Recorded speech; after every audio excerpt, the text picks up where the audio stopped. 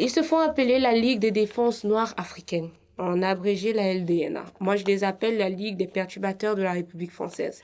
Ce groupuscule de personnes très violentes, il faut le dire, propage sur les réseaux sociaux un discours de haine, d'anti-France, d'anti-blanc, et encourage la communauté, les membres, du moins des afrodescendants, à se complaire ou alors comment dire, à faire valoir ce discours-là de victime toujours à chaque fois. Et pourtant, ce groupuscule ne représente pas, il faut le dire, la communauté africaine. En tant que Noire, je l'ai déjà dit, je ne me sens pas représentée par ce type de personnes. Je préfère être représentée par des personnes intelligentes et qui ont brillé par leurs compétences que par leur agitation et par leur violence, que tant dans les propos que dans les actes. Aujourd'hui, la LDNA récupère le fait que la cathédrale Saint-Paul et Pierre à Nantes, qui a brûlé, récupère ce fait-là pour faire parler d'eux. Je trouve ça tellement malhonnête, que ce soit intellectuellement ou politiquement, parce que ça prouve bien que leur combat est obsolète et qu'ils ont besoin à chaque fois de surfer sur une vague d'actualité pour faire parler d'eux. Dire encore une fois aujourd'hui que la France devrait des réparations sous le prétexte de la colonisation ou même de l'esclavage, c'est un discours qui infantilise les Africains et qui ne les aide en rien à avancer. Aujourd'hui, il faut le dire, et ça, la LDNA ne vous le dira pas, que le marché africain ne représente que 5% de l'économie du marché européen et surtout de la France. Et donc, les véritables enjeux, ou du moins les véritables colons, on va dire les nouveaux colons en Afrique, ce sont plus les Chinois. Les Chinois aujourd'hui détiennent 70% de la dette africaine.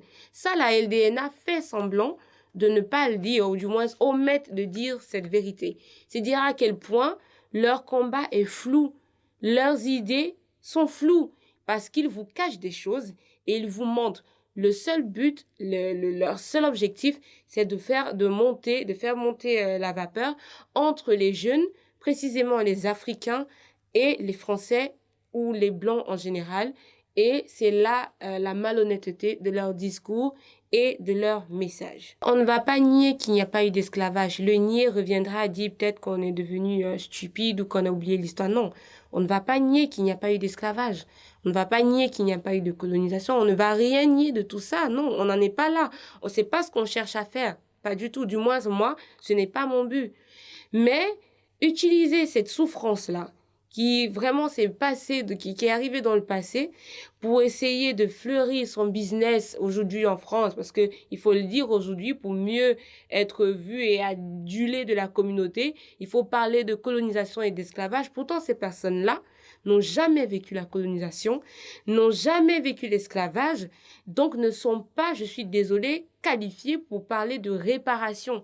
Les personnes qui devaient avoir les réparations ne sont plus. C'est dommage, mais du moins, il faut une fois de plus aborder cette question du point de vue économique. Est-ce que ça veut dire qu'on essaye de souscrire ou de minimiser la douleur de ce qui s'est passé dans le passé? Bien sûr que non. Mais je pense qu'au fil du temps, la France, de par liberté, égalité, fraternité qu'elle accorde à tout le monde, que tu sois français ou étranger, a tout fait d'essayer de vouloir éponger le passé et de faire comprendre aux gens que vous êtes les bienvenus. On vous embrasse, vous respectez nos valeurs, vous respectez nos cultures, vous respectez la République et vous êtes les bienvenus. Alors, qu'est-ce que on espère que la France fasse de plus? La France aujourd'hui a le dos large pour encaisser toutes les critiques oui, la France est colonialiste, mais ces critiques-là ne sont pas constructives. Ces critiques-là, annule le fait que les véritables responsables aujourd'hui du malheur africain, ce n'est pas la France, mais les dirigeants et les oligarques africains. Donc, faut se dire la vérité.